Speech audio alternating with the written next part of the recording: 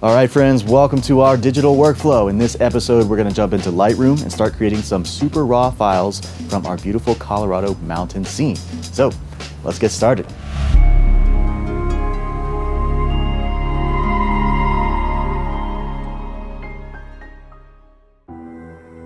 All right, friends, welcome back to another lesson in Lightroom. Today, we're going to be talking about high dynamic range. This is a term that's been thrown around landscape photography for quite some time now, and we're going to take a minute to explore just what it means. So let's launch right into Lightroom.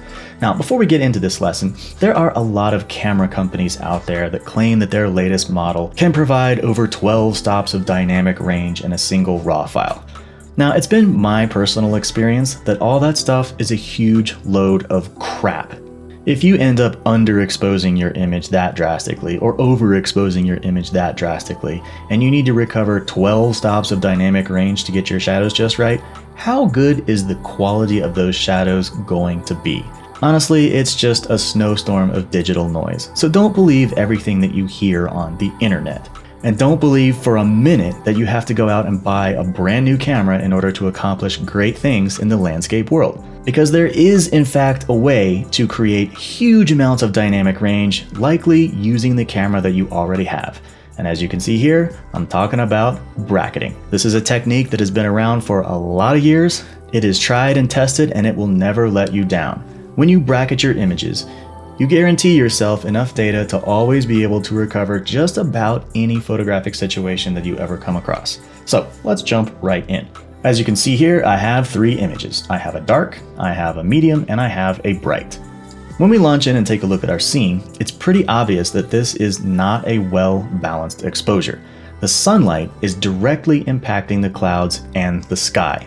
However, there is obviously a gigantic swath of clouds that are obstructing the sun from touching the landscape, and as a result, the landscape is drastically darker than the sky.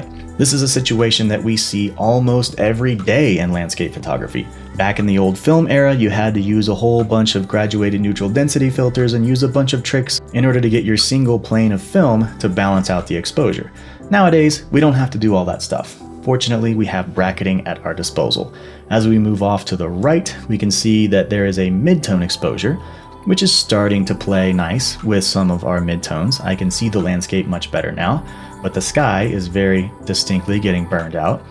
And as we go one step higher, I'm really starting to see kind of a nice pop of color in the landscape, but the sky is almost completely gone. Now, this is a RAW file, and it was shot on, again, the venerable Canon 5DSR. It's an older model, and it does not have an incredible amount of dynamic range. As you can see here, if I drag my highlight slider all the way down, I can barely start to recover just about any of that information in the sky. So a single RAW file from this camera is utterly useless when it comes to trying to bring together an exposure that is just this far off. So wouldn't it be nice if we actually could have 12 stops of real dynamic range? Well, it turns out you kinda, sorta can after all.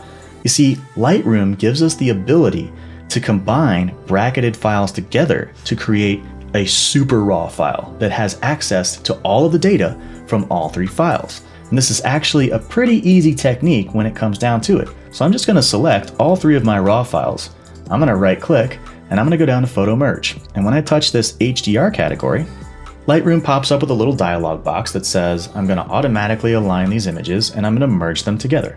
Now, we don't really need to do a great deal of auto alignment because this was shot on a tripod and all three images are compositionally identical. So let's go ahead and hit merge.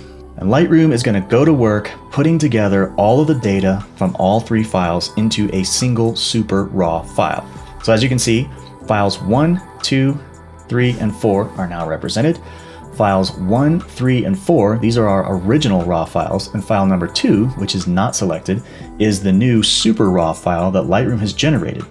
And now, once again, this should give us access to all of the raw data from all three files. So I should now have close to 6 or 7 stops of high dynamic range, whereas before, I only had access to about 1 stop of range for each of my Canon 5DSR RAW files.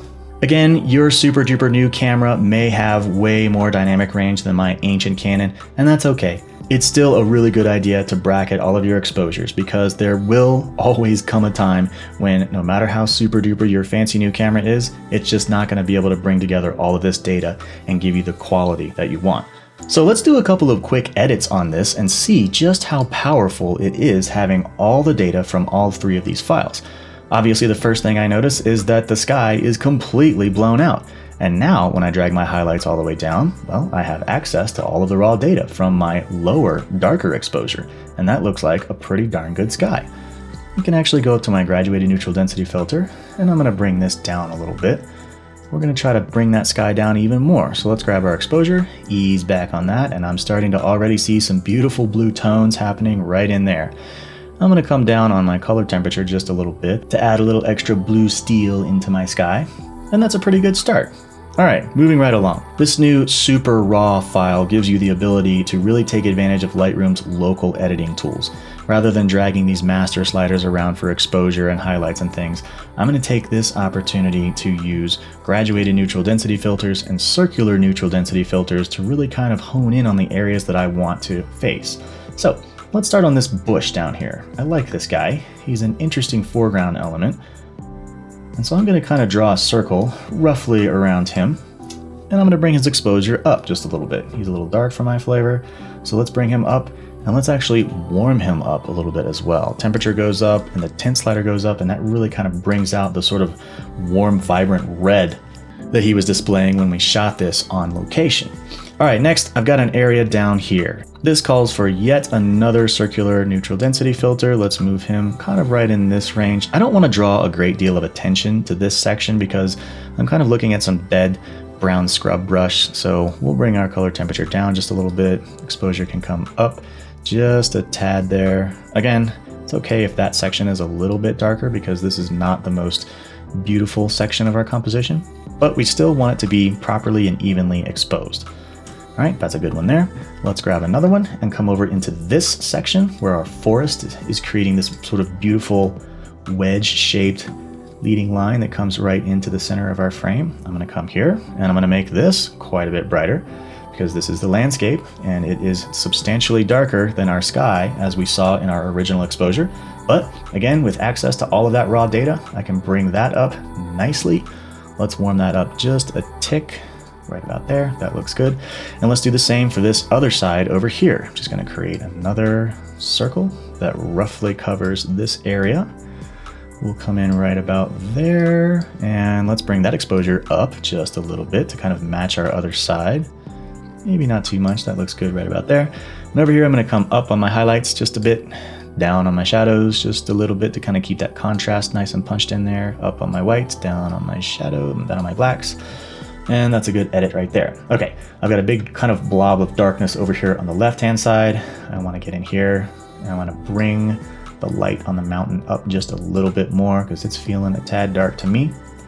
So once again, exposure. Let's just nudge that up just a little bit, give that mountain some help, give this transition between the trees and the mountains a little bit of help. That was looking kind of dark to me earlier, but now it looks quite a bit better. Cool.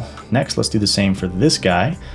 This guy's feeling a tad bit dark, so we're going to come over here and we're going to raise his exposure up just a little bit as well. Again, highlights up for my snow, shadows down for my mountain, whites up for my snow, and blacks down just a little bit. Let's add another little bit of exposure. Let's go to 0.6. And let's extend this into the sky just a little bit. I'm starting to see some fringing of kind of baby blue sky that's getting into my royal blue sky. I like a tiny little bit of baby blue, not a whole lot though. I don't want for people to come in and see, oh yeah, look where you're pushing the dynamic range against your mountain and your sky. We want our sky and our mountains to match up beautifully. So this might be a little high. Let's go back to 0.45. There we go. Okay, now right down the middle here. This is looking pretty dark as well. Let's just sort of create a nice kind of mid-forest zone here. I'm gonna bring that up. Exposure comes up a little bit. That looks nice. Highlights go up, shadows go down just a tick to keep that contrast between the ponderosa pines and the aspens. A little bit of highlights up, blacks down just a tad. That's pretty good right through there. All right, next I'm looking at these mountains, this kind of range of mountains. Let's create yet another sort of circular neutral density filter that gets us roughly in the scene of the mountains. And I'm going to punch my contrast up just a little bit in here because I want there to be nice distinct lines against the snow and the rock. So that looks good. Once again, we'll exemplify that. Highlights up, shadows down, whites up, blacks down just a little bit, and that gives me some nice contrast all across these rocky mountains here. All right, I'm seeing a section right here. Let's grab another one of these. Right through here, I'm seeing what looks to be kind of a sunbeam sort of coming out of the clouds and striking the side of the mountain. It's creating this beautiful golden light over here. And I want to kind of exemplify that a little bit. So let's get ourselves another little circular neutral density. And I'm going to raise my color temperature up. If we go all the way up, you can see right inside that circle. We don't want to overdo it. I'm just going to raise my color temperature up just a little bit. I'm going to bring my exposure up just a little bit because I want to celebrate that sunbeam. And again, highlights up, shadows down, whites up, blacks down just a little bit to kind of keep that contrast alive and well. All right, now coming down here into the valley, this section here is looking a little bit dark and drab. So once more, let's grab yet another circular gradient tool and we'll come right through the center here. I kind of want this exposure to come up just a little bit. That looks nice. Again, I want this to be a little bit warmer because it is fall colors. So let's exemplify that warmth. Come up there a little bit. That's starting to look pretty nice. Highlights up, shadows down just a tick, whites up, blacks down. Gives us that nice contrasty feel. Maybe a little bit brighter here. Let's go up to a full 0.9. That looks good there. All right, now in just a few quick edits, you can see that we have taken our 3 raw files and we have extracted all of the data out of all 3 of those raw files in this simultaneous super raw file. Now that's a pretty small amount of editing to be able to balance that huge exposure disparity that we started off with. So now that I've kind of more or less balanced out the scene, we can go back and start doing some major adjustments. Normally I start with my major adjustments, but this one was just so lopsided that I feel like we kind of had to get in there and dig into our micro adjustments first. All right, so exposure, let's punch this up a little bit. I'm just gonna go to 0.4, see how we get there. That looks nice and bright. Again, my highlights have almost gone maxed all the way down, and that's okay. We'll bring our whites up, overall our shadows down just a tick, and our blacks down just a tick. So once again, now we're editing our super raw file in kind of a macro format. I can add some color saturation. Let's go with 7 points of vibrance and 7 points of color. Again, I preach this every single lesson. Do not go crazy on the color slider. It's easy. It's an easy beginner mistake to just ratchet up your color like crazy and say, oh, look at this cool hypercolor picture that I've made, when pretty much you're basically just burning people's retinas. So don't go overboard on the color. In this case, I'll go maybe a little bit beyond 7 points and just make it 10 points. All right, so that's a good looking start. Now let's roll down into our tone curve. And once again, we're gonna practice with highlights up just a little bit, brights up just a little bit. Let's actually dial these numbers in. I'm gonna go up 5 points on my highlights. I'm gonna go up 4 points on my whites. I'm gonna go down -4 on my shadows and down -5 on my blacks. And that should give me a really nice looking contrasty image. All right, we are shaping up nicely. Let's go down into our luminance. Luminance gives us the ability to target specific colors and control the tonality of that color. So for instance, if I wanna target my blue and I wanna make my blue sky even darker, then I can drag that blue slider all the way down. Or if I want to make my blue brighter, I can drag that all the way up. This kind of starts to look more like an exposure burnout. So we're going to be careful when we use this. And I'm going to bring my blues down just a couple of points. Let's go with -16. That looks nice. All right, the same thing is happening in the landscape. The yellow trees are getting a little bit too dominant in the highlight zone. So let's grab our luminance for our yellow. When we bring them all the way down, you can see I get this muddy blob, but I just want to be very subtle with this edit. I'm going to come down maybe -3 points. That looks pretty good. I'm also looking at a little extra color saturation in the yellows. They look like they're kind of taking over the scene. So I'm going to target my saturation and I'm just going to bring those yellows. As you can see here, we can target the yellows. I'm just going to bring them down a couple of points because they're getting a little bit too vibrant. I love vibrant colors, but again, we want to be subtle. All right, so -5 points just to knock a little bit of that super color saturation off of the edge there. Okay, So as you can see, in just a few quick moments, we can use Lightroom to combine multiple bracketed files to give us a super raw file. I haven't done anything special here. I'm just targeting various areas and I'm kind of moving sliders around until things look right. There's no mega Photoshop expertise that it takes to get this to come together. And that's why Lightroom is such a powerful tool when you want to be able to take advantage of all that raw power.